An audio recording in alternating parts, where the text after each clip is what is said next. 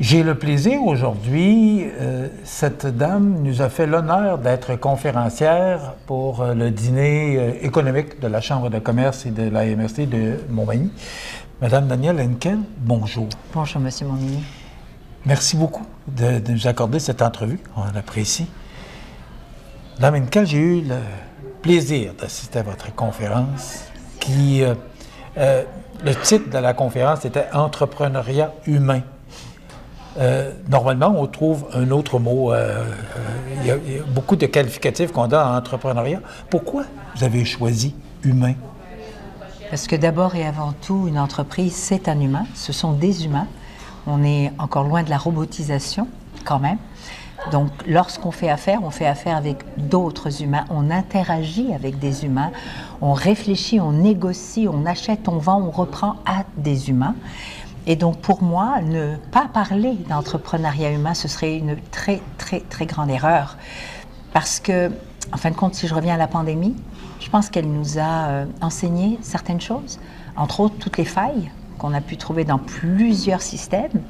Mais la faille la plus importante, c'est qu'on a omis pendant des années de s'occuper de nous, de prendre conscience de l'importance de la famille, de l'amitié, mais aussi de nos employés, de nous en tant qu'entrepreneurs. On a besoin de quoi, on veut quoi. Donc pour moi, il est important qu'on revienne à la base parce que c'est à travers l'humain qu'on va continuer de bâtir et pas autrement. Est-ce que c'est le positif? Parce qu'il n'y a pas que du positif dans la pandémie. Est-ce que c'est ce qu'on doit retenir de positif? Mais ce qu'on doit retenir surtout, c'est qu'il ne faut pas porter des lunettes roses. Et c'est malheureusement ce qu'on fait un peu trop souvent. Hein? On met un peu la tête, comme je dis, comme une autruche. Pourquoi? Pourquoi? Parce qu'on n'a pas vraiment toujours envie de faire face aux défis. Quelquefois parce que quelqu'un d'autre va s'en occuper, ou peut-être parce que ça va passer tout seul, ou peut-être parce que c'est peut-être trop gros pour moi. Mais en réalité, c'est ni trop gros, ni ça va passer, ni il faut l'ignorer. Lorsqu'un défi se présente, pourquoi je les appelle des défis et non pas des problèmes? Le mot problème, j'essaye de l'éviter complètement de mon langage. Parce que problème veut dire, tout de suite, on a une peur qui monte et on se dit « aïe, aïe, aïe ». Alors que le mot défi m'oblige à me mettre en mode solution. Un défi, c'est une solution. C'est automatique. Alors, est-ce que l'être humain doit se rendre compte que l'adversité, c'est le revers. L'adversité, on va la vivre tout le temps. Je veux dire, c'est ça l'évolution d'un être humain, qu'on soit entrepreneur ou pas là. L'adversité, c'est vivre des moments difficiles. Alors, comment on attaque cette adversité? Comment on lui fait face? C'est beaucoup la façon dont vous allez vous comporter. Si ça réussit ou si c'est un échec, c'est pas le défi, c'est pas cette adversité-là, c'est comment j'y réponds, avec quelle façon j'y réponds. Donc ça n'a rien à voir avec les lunettes roses ou le positivisme, c'est moi en tant qu'être humain, moi en tant qu'entrepreneur, moi en tant que gestionnaire, est-ce que je suis capable d'y faire face? Certainement. Pose-toi, regarde quelles sont tes ressources humaines et autres, et vas-y, fais ce qu'il faut. Et dans le faire ce qu'il faut, vous avez mentionné communauté, vous avez qu'il y a d'aller chercher les gens qui peuvent nous aider à régler le problème ou le défi, parce Absolument. que j'ai de la difficulté à voir que le problème puis le défi, parce que souvent on dit problème, on parle que des problèmes. Oui, on dit on a encore un problème. Pourquoi est-ce qu'on dit ça? Pourquoi est-ce qu'on dit pas écoute, on fait face à un défi? Est-ce qu'on peut déjà là? C'est moins grave, même dans la prononciation de ce qu'on fait. Psychologiquement, un problème, c'est toujours inquiétant. Puis quand vous avez des employés, quand vous avez des gens qui n'ont peut-être pas vos ressources, qui n'ont peut-être pas votre expérience, qui n'ont peut-être pas la chance d'être passés déjà par différents défis, vous, en tant que leader, vous avez le devoir et la responsabilité de dire aux autres « j'ai déjà vu, inquiétez-vous pas, tant qu'on est ensemble, tant qu'on s'est demandé de l'aide, tant qu'on a une communauté, tant qu'on a des ressources humaines et autres, on va passer au travers. C'est votre rôle. C'est pas d'appeler ça des problèmes et puis de commencer à chialer. » Est-ce que l'humain n'est pas trop porté, justement, à s'apitoyer sur son sort? Mais oui. C'est ce que je dois comprendre. C'est ce que je refuse de faire. C'est ce que je refuse de vouloir voir. On ne peut pas s'apitoyer sur notre sort. Si on fait ça, ben, regardez, combien aujourd'hui, malheureusement, de personnes vivent des différents défis parce que, malheureusement, on nous a appris à dire, ben, le gouvernement va s'occuper de moi. Ah, il va me donner mon chèque de 500 piastres. Ah, non mais, sérieux. Ah non, je vais attendre que cet organisme-là s'occupe de moi. Non, non, il n'y a personne qui va s'occuper de toi. Tu peux demander de l'aide aux bons endroits avec les... Mais toi, d'abord, tu fais quoi pour te sortir de là?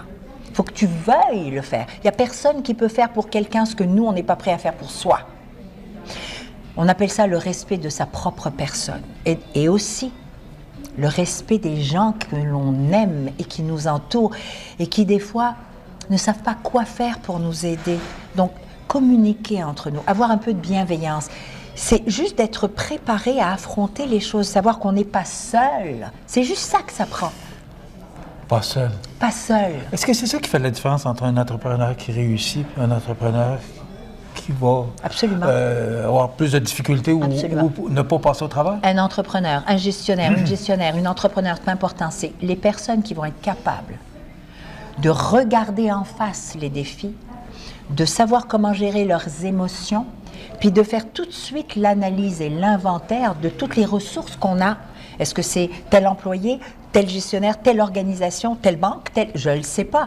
Fais l'inventaire de ce que tu as déjà, ce qu'on a déjà. Hein? On a déjà des acquis. Et comment je peux faire mieux avec ces acquis-là? Pourquoi est-ce que je me mets à vouloir aller chercher ailleurs, à essayer de m'inventer des choses alors que j'ai déjà des acquis? Faisons mieux avec ce qu'on a.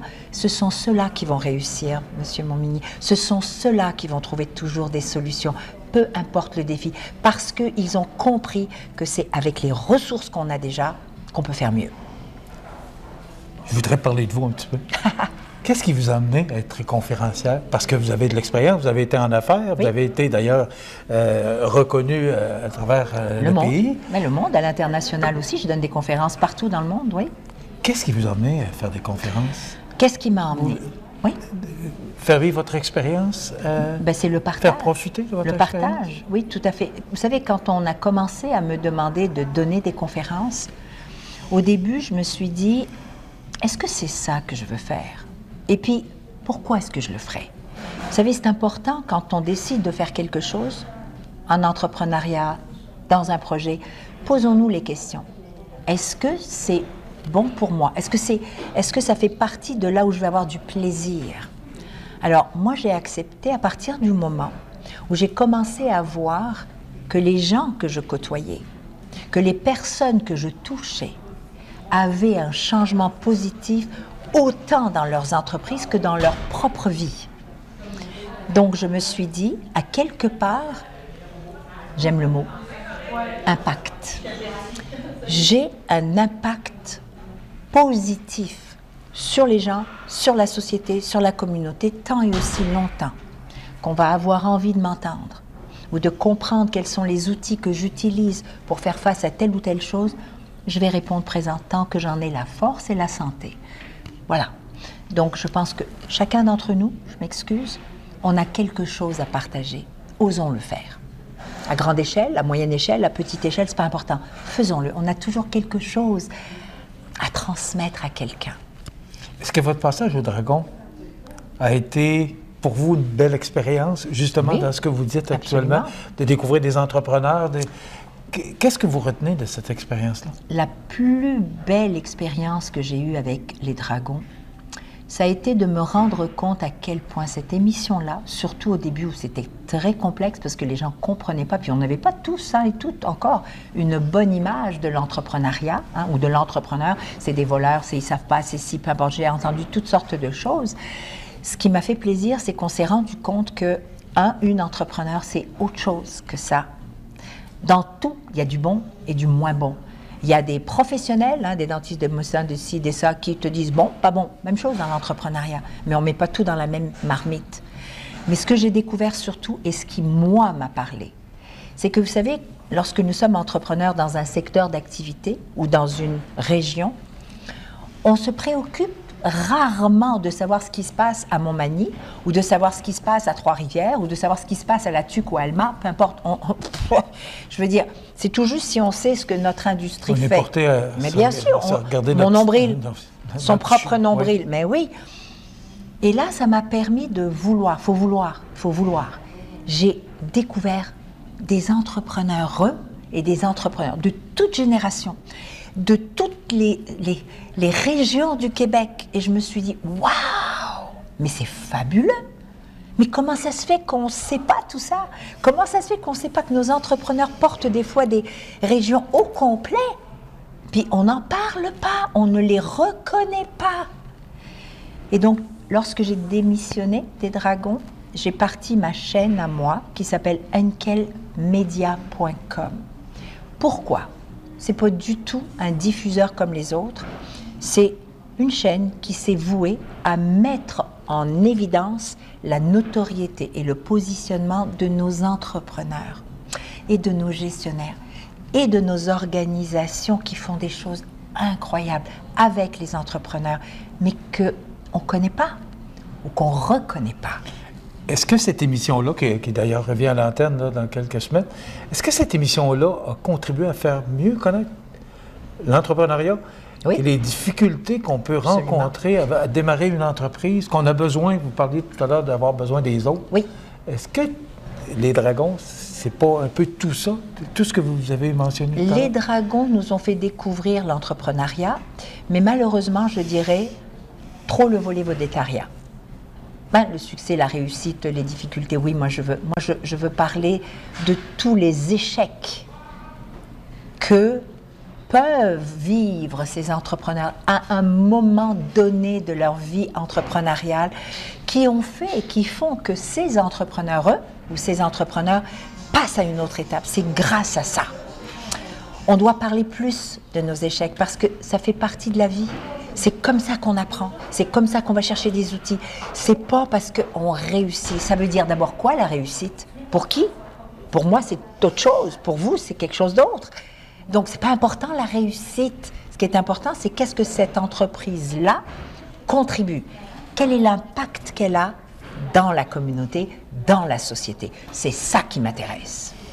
Madame Henkel, malheureusement, on ne vous voit plus au Dragon. Non. Mais heureusement, on vous voit conférencière, surtout à Montmagny. L'avenir, pour vous?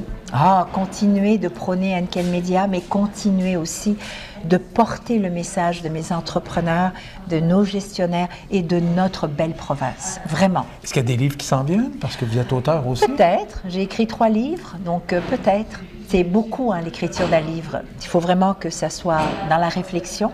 Pourquoi pas? N'oublions pas que je viens de vivre un petit drame quand même, mon conjoint est en partie, donc je vais essayer de reprendre le contrôle sur la vie qui est différente maintenant.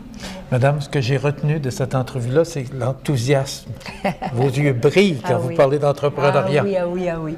Je suis vraiment en amour avec ces personnes-là parce qu'elles sont courageuses et elles sont volontaires. Et elles créent de la richesse. Madame Danielle Henkel, merci de l'honneur que vous nous avez fait de nous visiter à Montmagny, puis on espère que vous reviendrez bientôt. Absolument. Merci, monsieur, merci pour beaucoup. Ce beau partage. Merci à vous. Danielle Henkel, qui nous faisait le plaisir d'être conférencière au dîner économique de la Chambre de commerce et de la MRC de Montmagny. Voilà, ça complète. On s'arrête.